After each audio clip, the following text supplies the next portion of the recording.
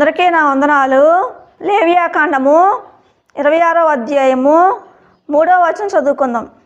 మీరు నా కట్టడలను బట్టి నడుచుకొని నా ఆజ్ఞలను ఆచరించి వాటిని అనుసరించి ప్రవర్తించిన యెడల మీ వర్షాకాలంలో మీకు వర్షం ఇచ్చేదను, మీ భూమి పంటనిచ్చును, మీ పొలములో చెట్లు ఫలించును.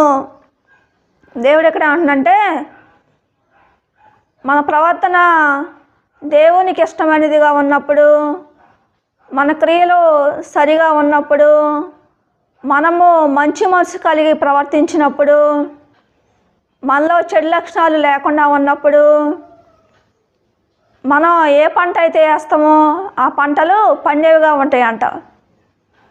మనం చేలో అనేక రకమైన పంటలు వేసే వరంగా ఉంటాం, రకరకాల పంటలు పండించే వరంగా ఉంటాం.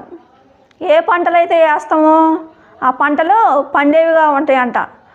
ఆ పంటల ద్వారా వచ్చిన సంపదను, ఆ పంట ద్వారా వచ్చిన డబ్బును మనం అనుభవించే వరంగా ఉంటామని చెప్తున్నాడు దేవుడు. మన క్రియలు సరిగా లేకపోతే, మన ప్రవర్తన మంచిగా లేకపోతే,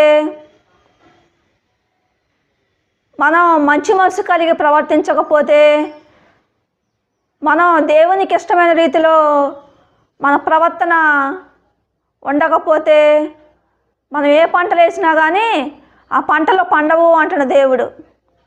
ఆ పంటలు పండవంట.